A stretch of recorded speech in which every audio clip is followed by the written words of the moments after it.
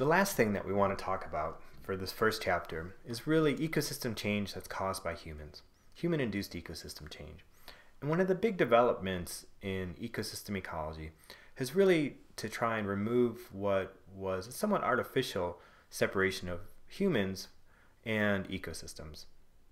And really, the progression has been to incorporate the effects of humans just as much as anything else. So the authors have a very clear statement on this. They say, human activities have transformed the land surface, species composition, and biogeochemical cycles at scales that have altered the biogeochemistry and climate of the planet. If you want to understand the biogeochemistry of the planet, or the climate of the planet, or how any spot on Earth works, for all intents and purposes, you have to take into account humans. And this showed up in the conceptual diagram, and I had said earlier that of the different state factors, humans were one of them. Now, I didn't include humans in my approach to it, but humans are a state factor.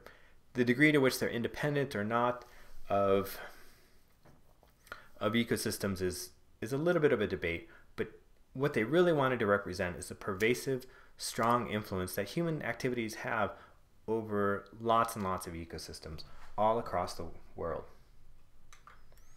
For Yenny, one of the big developments in his thinking between 1941, when he first published his book, and subsequent editions later, is that humans really, for him, became the sixth state factor. And for Yenny, when he looked at soils and he continued to look at them, there were many soils that some of their properties couldn't just be explained by the 5 state factors. You had to take into account humans and human influence on soils. And that's transferred over to our conceptual diagram and our concepts for ecosystem ecology. Now, the way that humans affect ecosystems is through a lot of different avenues.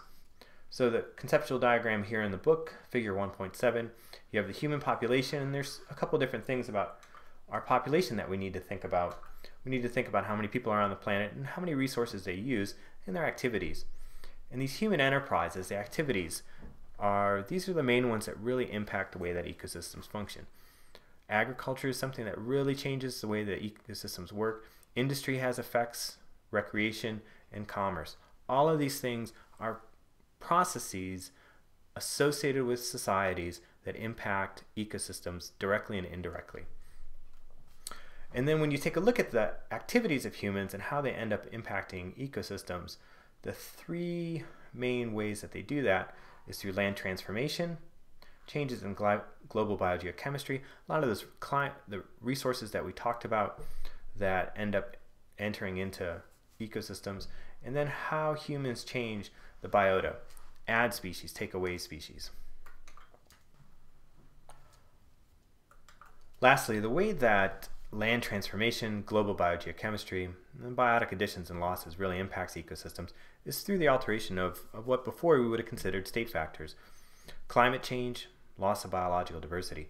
Humans have impacts on the climate. Humans have impacts on the species that are found in a place through a bunch of different mechanisms. And that's one way that humans have impacts on ecosystems, by modifying other state factors.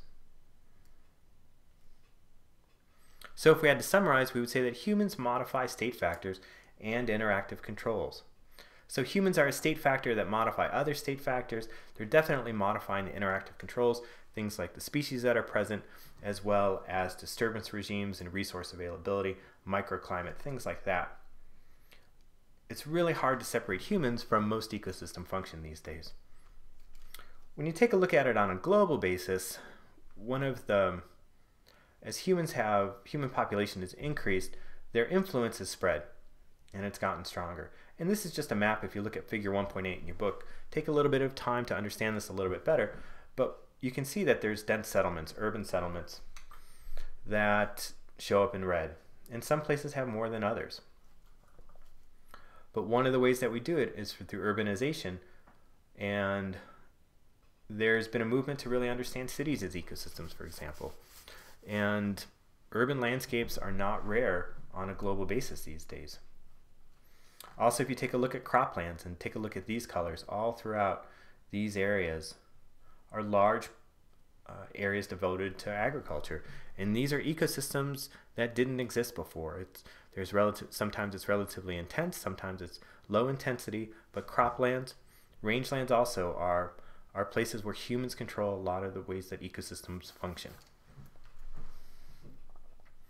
Now, in addition to just changing the way that things normally work, humans do unique things, and the authors try and emphasize this point. Human activities, in addition to changing processes as they worked earlier, they introduce novel chemicals into the environment. And this is one thing that humans do that never existed before, and why they've been elevated to the level of a state factor. So, for example, there's 3 examples in the book, CFCs, PCBs, and DDT, that ecosystem ecologists have worked on, have tried to understand the impact on the environment, on ecosystems. So DDT is relatively well known. For example, this is the